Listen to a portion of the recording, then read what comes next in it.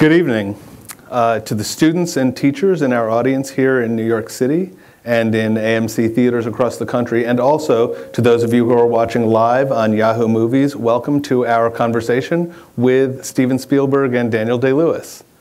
My name is Mark Harris. I am a journalist for Entertainment Weekly, New York Magazine, and Grantland, but it's probably more to the point right now to tell you that I am also the husband of the screenwriter of this movie. So let me reveal my bias right up front and say that I am a fan of Lincoln, the man and the movie. And I am also a fan of the two people we're very privileged to have here tonight.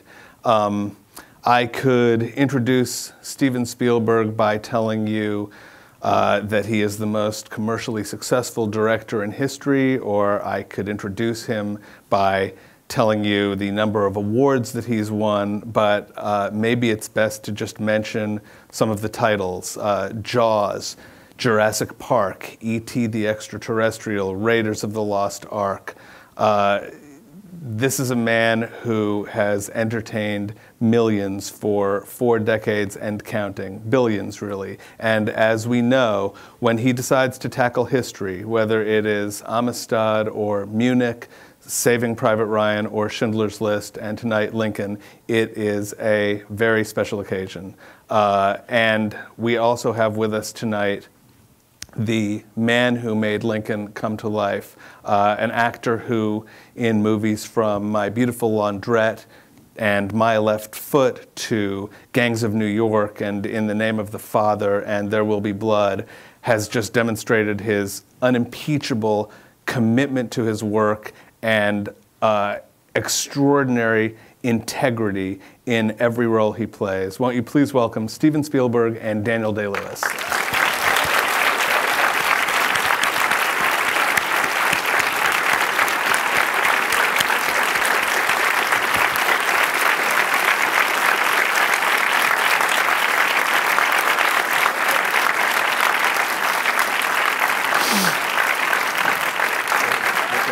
I'll sit right here, yeah.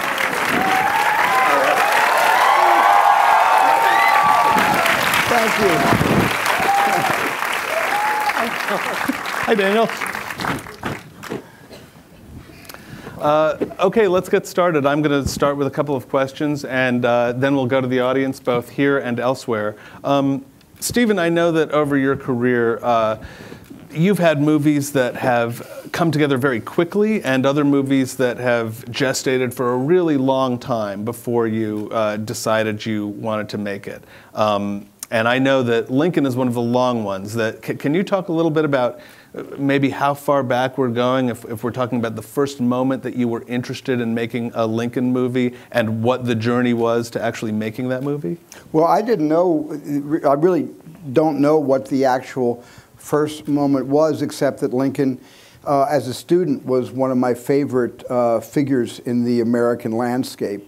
As a leader and as a role model and as a brilliant thinker. And so I was always, as a student, interested in Abraham Lincoln. But it really wasn't until I met Doris Kearns Goodwin in 1999 in a meeting unrelated to Lincoln. And I asked her what she was doing next, and she said she was writing a book about the Lincoln White House, about the Lincoln presidency. For some reason, at that moment, I realized that whatever she was writing, being such an amazing, artist and organizer of history and the historical narrative, that I wanted to be involved in whatever she was putting down on paper. And I asked her at that time, would you ever consider selling the movie rights to your book to me? And she said she would. So that was the first time this really became a reality for me. But that was a while ago. That was '99. And can you take us a little farther than that? I mean, the book Team of Rivals, for those of you who haven't read it, is an extraordinary but really large-scale and panoramic story that I think would have been very hard to wedge into a single feature-length movie. We tried. We tried. What was the process? I mean, there are so many different Lincoln stories you could tell. What was the process of narrowing it down to this particular one?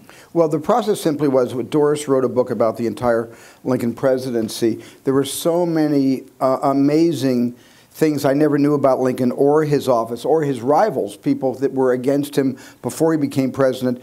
And because of their own expertise and because of their own specialties, he brought into the administration, like, you know, his Secretary of State, William Seward, ran against him for the nomination and lost to Lincoln. And Lincoln, you know, asked him, would you be my Secretary of State? These were very compelling stories. And Tony Kushner, who wrote this brilliant screenplay, attacked this narrative with tremendous, I guess, you know, ambition and vivacity. And he kind of outlined Doris's book, but the first draft for a movie was as long or longer than an HBO miniseries. It was over 550 pages long. And that's when Tony and I both realized that it was an impractical amount of, it was a wealth of riches. But what we determined we needed to do was not to make a movie about a monument named Lincoln. We needed to make a movie about a man named Lincoln. And in order to do that, we needed to show everybody what it was like to live and to work on something extremely important. And in this case, we focused it down to the last 4 months of his life, where he had to make a monumental decision to finish the war and then attempt to abolish slavery through a constitutional amendment, the 13th Amendment, or whether he needed to get enough votes to get this amendment through the House of Representatives before the war ended. And that became the main conundrum of all of his pondering and anguishing and interspersed with his personal life as a husband and as a father, and of course as a statesman. And so that became the most thrilling opportunity to give people a real-time feeling that they're in his life, living his life along with him, suffering through his life, and achieving these amazing achievements that basically, to abolish slavery was what started the war to begin with. So Daniel, that brings us to you, and the question I have for you is, when you first start to consider playing a role like Abraham Lincoln, what makes you say, you know, absolutely not, and what makes you say maybe? I mean, is there a process for you of learning about the man and kind of satisfying yourself about certain questions that you might have about, you know, who he is, who he was, what makes him tick? Do you do a lot of reading or? I think my first impulse was a very clear one. When Stephen and I met, we just reckoned today, it was maybe 9 years ago. Yeah. To talk about it. At that time, it was before Tony had rewritten the script, or written an entirely different script. The script itself wasn't appealing to me personally, which gave me one good excuse not to do it. I met with Stephen, and that was more tricky because I felt certainly this was a man I'd like to spend time with, and in the abstract sense, I would have loved to have worked with him, but it seemed like such a preposterous idea to me, outlandish idea to take on that work. So I fled. And over the course of time, then reading Tony's script, when I read Tony's script, it was intriguing to me. I mean, I could see, objectively at least, that there was something to be done by somebody else, probably. I didn't honestly feel that I was capable of doing that work. Finally, to cut to the chase,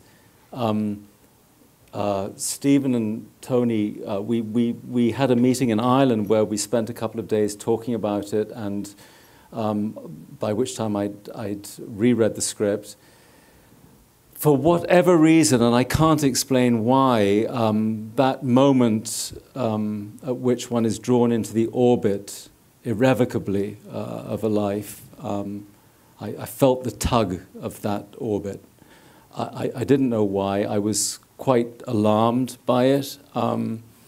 And, you know, at the end of that meeting, which was, I felt very fruitful and just a beautiful time spent together, Tony went away to, you know, reconsider ways of developing the script, which had more or less been frozen in time. I began to read Doris's book, which probably was the springboard for all of us, and I essentially ran out of excuses, and that was, you know, that was it.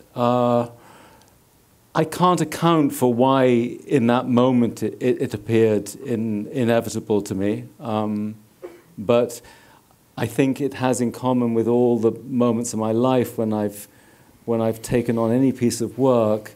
I really have to feel, in some sense, that there's no choice. Of course, there is a choice. It's an illusion, one of many. But in this case, in that moment, I felt I have no choice but to try and understand this thing. I'm curious about whether you find, well, this is really for both of you. I'd like to know if you find fear useful. Like, is it more useful to go in thinking, I really think I can do this, or I'm really not sure I can do this? Well, yeah, absolutely. I require fear in order to run towards something. Fear never makes me run away from anything, but the more scared I am, the more frightened I am, the more I have to run into what's scaring me to try to figure it out what it is, because it has power. It holds sway over me, fear. And it has a certain kind of a power, and I don't like losing control. So things that frighten me make me go to it, to embrace it, to understand it, which gives me a better understanding of myself. And in that case, the work that I'm proudest of is the work that I'm most afraid of. No, I completely agree with that. Fear is obviously a stimulating emotion. It's funny because the question came up today and it reminded me of a moment many, many years ago when I was still a kid. And I read an account of my father's life. My father, who I really never got to know very well. But in this autobiographical piece of writing of his, there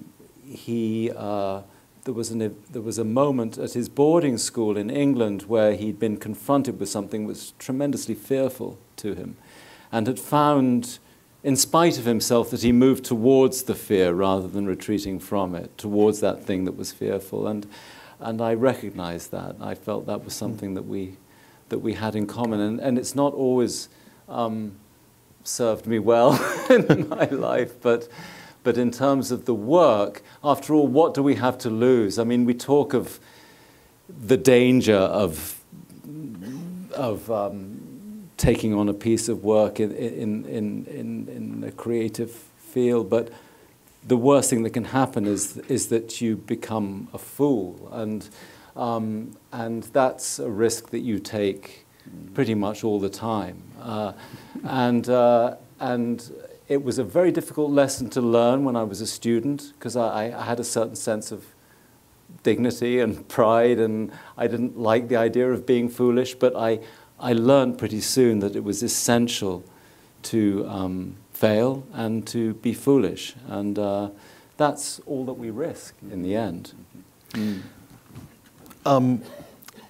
Stephen, I'd like to ask you one more question before we go to the audience, which is, you know, you've all just seen a movie that obviously is largely about our democratic system and the processes we go through to make change and the virtues of that system and the flaws of that system. And that's obviously, for a lot of people, going to be very resonant when they look at this moment in politics. But of course, you couldn't have known, either of you, that we would be in this particular moment in politics way back when you decided to make it. So did it feel to both of you like the story, were you striving for a kind of contemporary resonance, or did it feel just like a story that was important to tell at any time? No, I really was not trying to draw any parallels. I mean, that's certainly up to you to draw, and there are certainly parallels because the the democratic process was the same in 1865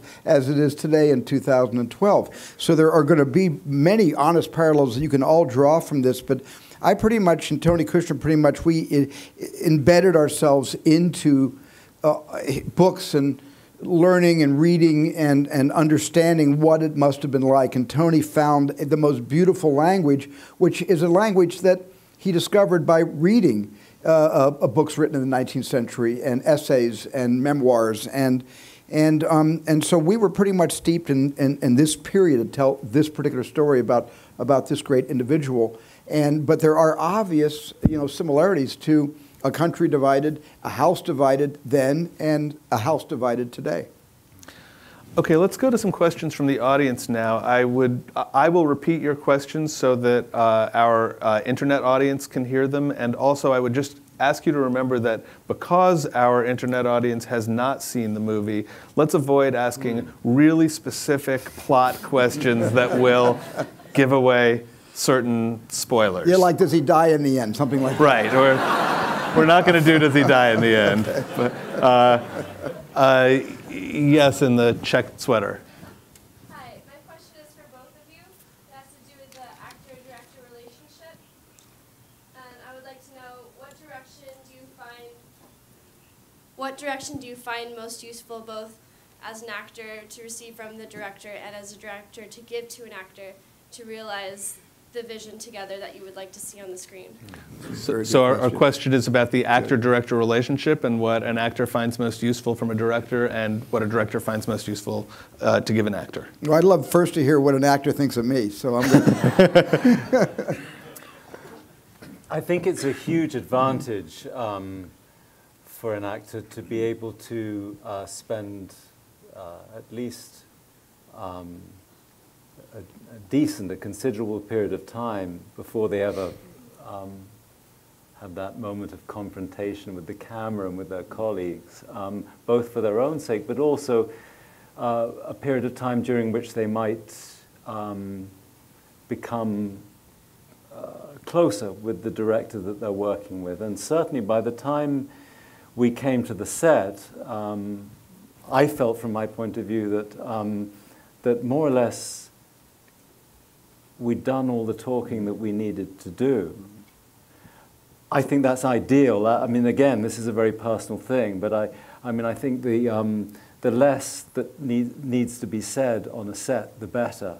There'll be plenty of other people talking all the time, but that's not to say that Stephen, as a director, I think initially he had a certain, I mean, he's a modest man, and he had a certain shyness around the people that he'd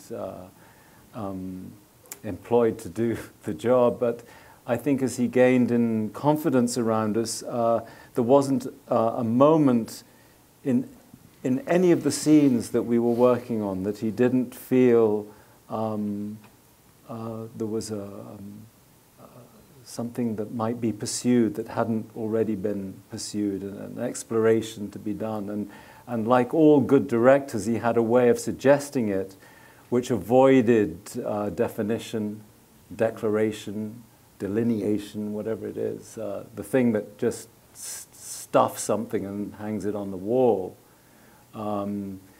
He was able to make his suggestions in an imaginative and very subtle way, and that's I don't know how many actors there are here, but that is, from my point of view, that's food and drink. I mean, it's almost impossible for me to honor any kind of direction that is too clearly expressed. Beautiful, thank you. I love that. You know, we spent it, after Daniel committed to play Abraham Lincoln, we postponed the film for a year. So we actually spent a year with Tony Kushner, Daniel, myself, in conversation. Daniel and I had an entire year to get to know each other. We became friends during that year, and we were friends on the first day of shooting. And all of the big narrative adjustments of the story, which Tony worked on with us, but also some of the choices that Daniel could have made in other characters, other actors. You know, these choices were available for them to make as well. Sometimes that was done, or at least I formulated my own ideas during that entire year of exploration. So by the time we got ready to shoot Lincoln, and I hadn't spent a year with the other actors, so most of my work was with everybody else, with Tommy Lee Jones, you know, with Joseph Gordon-Levitt, with Sally Field, you know, with David Strathairn, who played Secretary of State Seward, because we hadn't spent that time discussing this together. But we had it down to never a science, because this is not a science what we do. But when we made adjustments, the two of us, director, actor, they were like little nudges this way and that way. It was no big, huge epiphany that I had in the middle of the night that changed everything. It was the script was solid and beautiful, and it was just little details, because the devil is in the details and the art is in the details, and there were so many details that Daniel and I and others discovered during that 4 months of shooting that really took the movie to a whole different level. We were very naughty, actually, because say at the end of a day, the schedule was relentless. And I think that's a very good thing. I mean, with a story of this weight and density, I think it's the ideal thing as an antidote to shoot it as if you're shooting a very low-budget film with absolutely no time to spare at the end of your schedule. And that's more or less what we had to do. I mean, normally when you get a day's schedule on a film set, you laugh. And you think, well, okay, we'll do that much, and then the rest is deferred. In this case, you looked at the schedule. That's what you were going to achieve by the end of the day, and there was no option.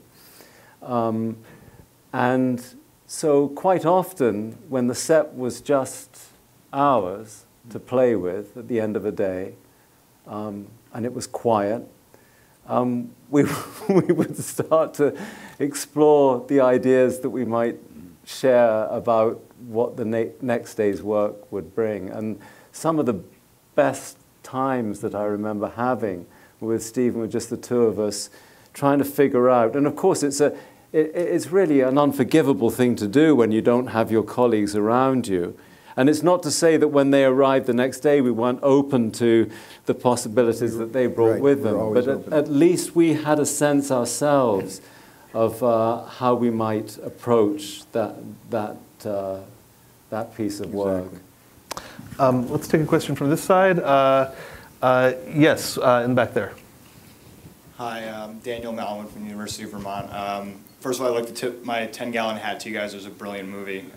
Thank you. I just wanted to quickly get some insight into some of the, from what I've read, I guess historically, Lincoln's always been portrayed as a somewhat serious character. Can you shed some light into some of the research and inspiration that went into sort of portraying him in a more humorous light, in a more easygoing way? Yeah, he was a joker. I mean, it doesn't take long to discover that about him. There are numerous contemporary accounts. He was a storyteller. I'm not personally a storyteller. It was one aspect of his character that was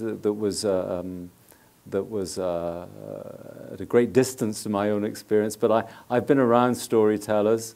I know what they're like. And he was a great storyteller and a jokester, and was quite capable of those moments of levity simultaneously as he was dealing with moments of very intense responsibility in that national crisis that he was trying to navigate. So it was an extraordinary juxtaposition that he was able to achieve that balance. That's one of the many interesting things about him as a character. Mm-hmm. We have a question from our audience on Twitter. Someone writes, hearing Lincoln in this movie is not how I thought he would sound. You knew we were not going to get out of here without a question about the voice. How do you know that is what Lincoln sounded like? Well, luckily I don't, but then nor do you. So we'll just have to, shake hands and agree to differ on that.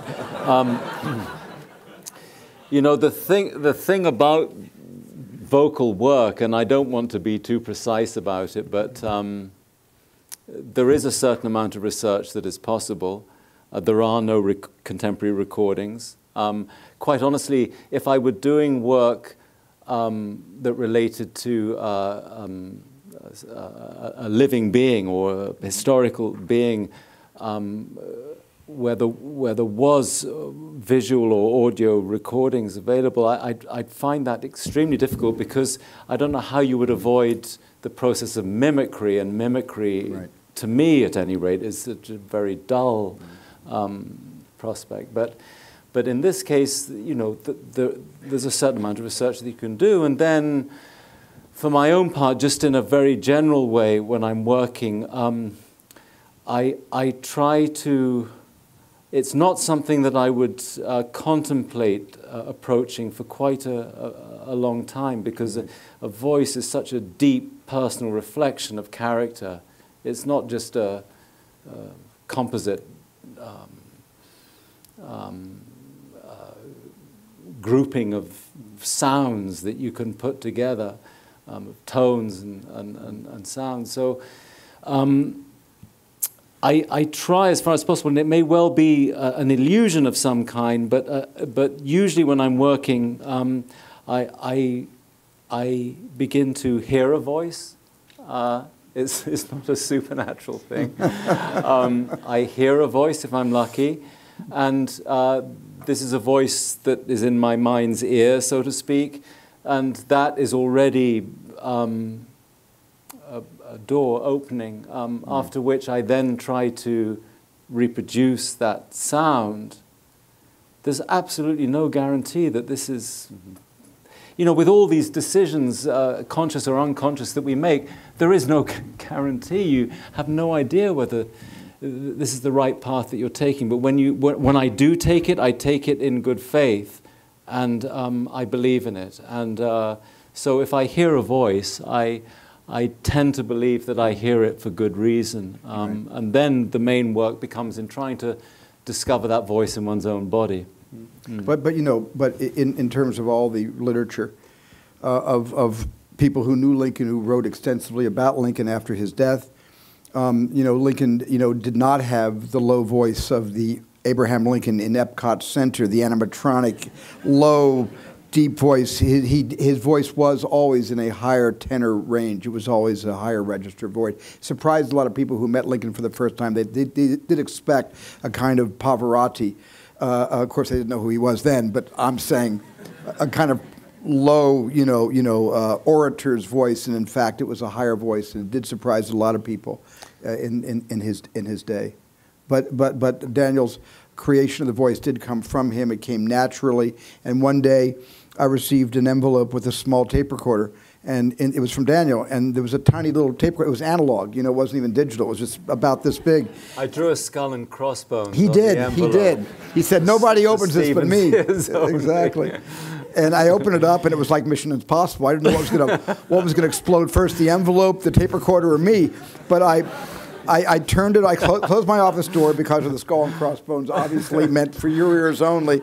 And I turned on the tape recorder, and I have to say, without hesitation, I can instantly say, and my eyes kind of welled up, Abraham Lincoln was talking to me on that little tape recorder.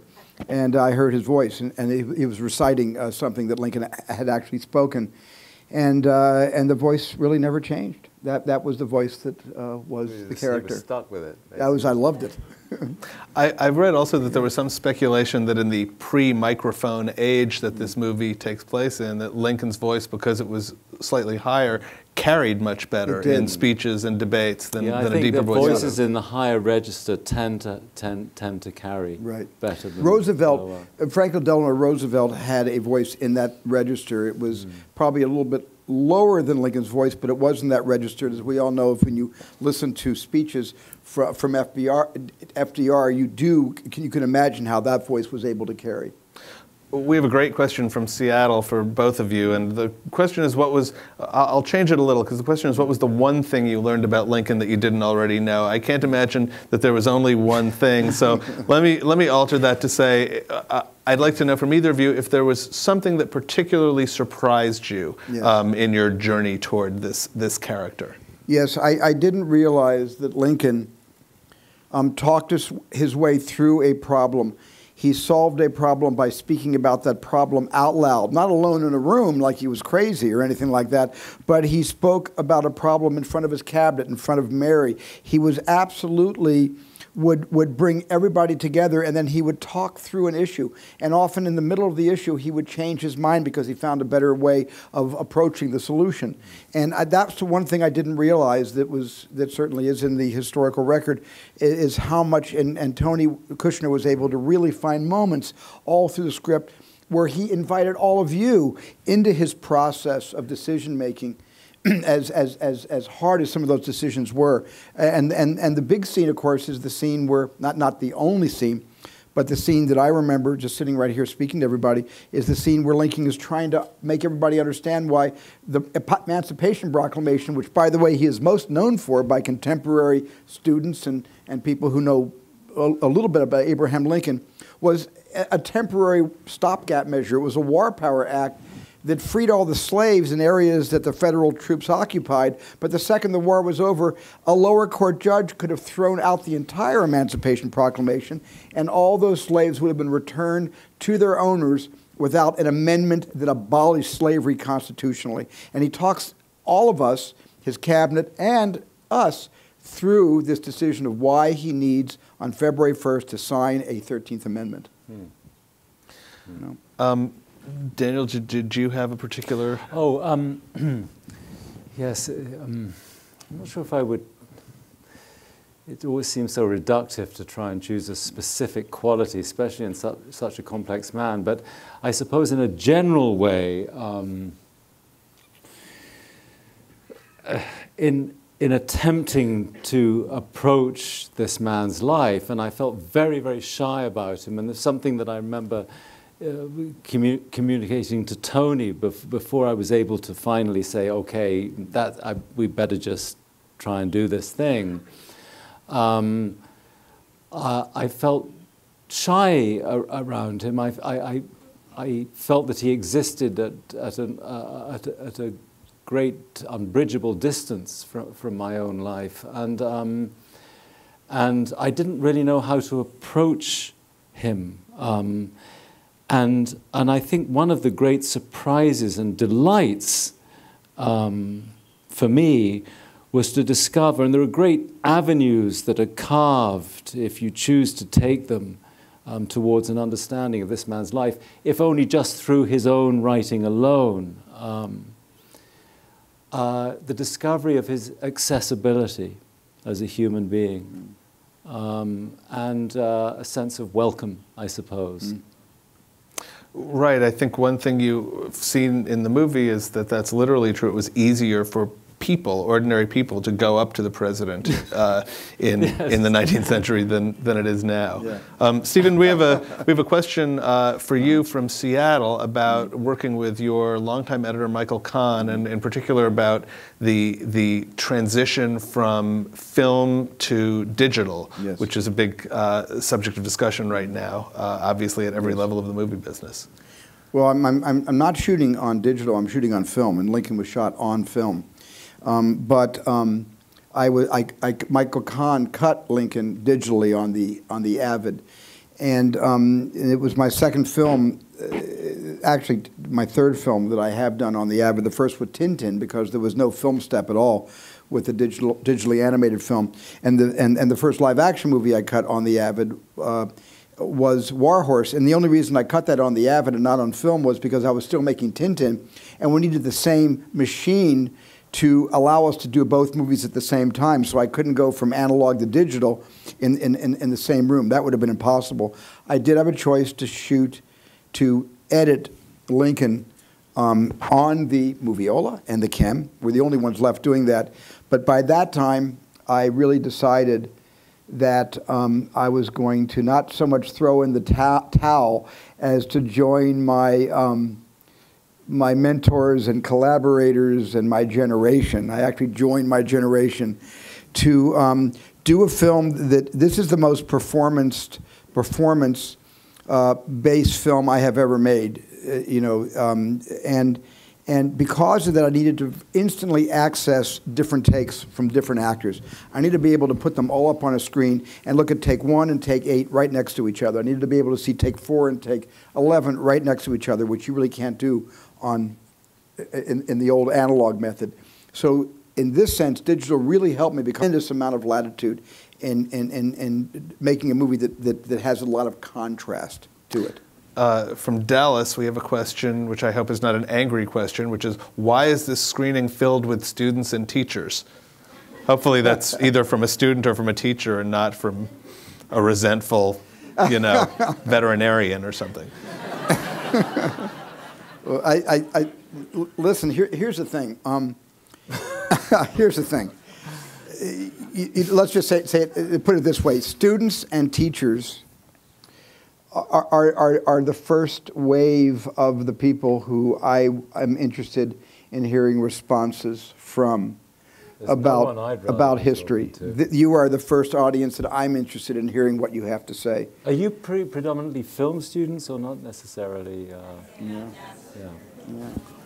No. No, there we go. The history students are in this area. The film students are in this area. That's good that you're not.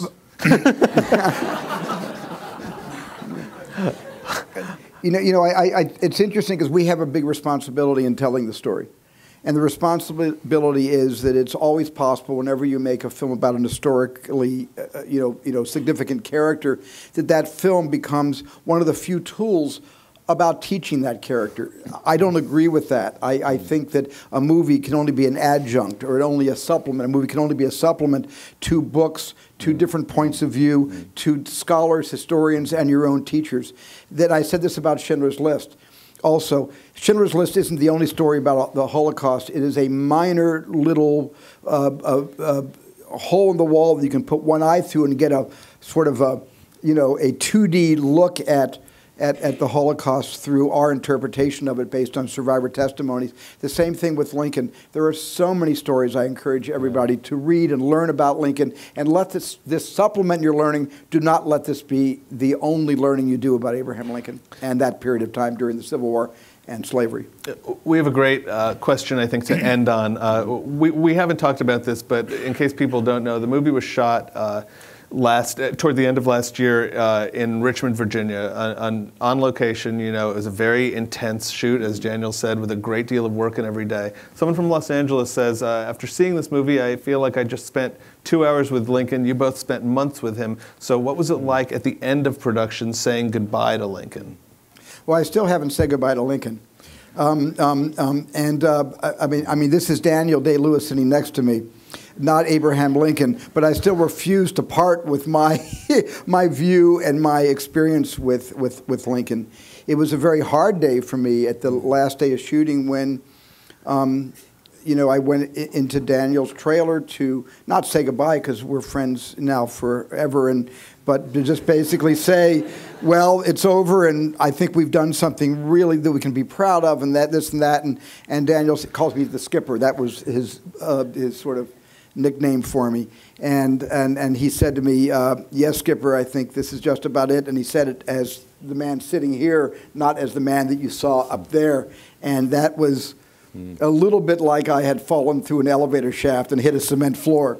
I was not ready to lose the president at that point, but it had to be done, and it had to come to an end, and it did. And for you, Daniel? Very much the same sentiment that Stephen expressed, and a tremendous sense of sadness. I mean, it's been suggested to me that a number of times that I take a long time between one piece of work and another, and it's been suggested to me that maybe I'm so possessed with the work I'm doing that it takes some time for the exorcism to finally work its way through. But I would say conversely that it's much more a case of me reluctant to let go of something that has been such an important part of my life. In this case, I can only say that it will remain to the end of my days one of the great privileges of my life. And and really, my gratitude to Stephen is boundless that I was able to spend that period of time exploring the life of this beautiful man. And so yes, a tremendous sense of sadness and of privilege, and I have really nothing to do with the film anymore. I mean, I'm pretending that I do by talking about it a little bit, but it's, you know, it's yet one more illusion. But really, I can only say that that's an indication of the extent to which I just don't wish to let go of that connection with this man. Me too. I want to thank Steven Spielberg and Daniel Day-Lewis for being here tonight, and I also Thank you. Thank you.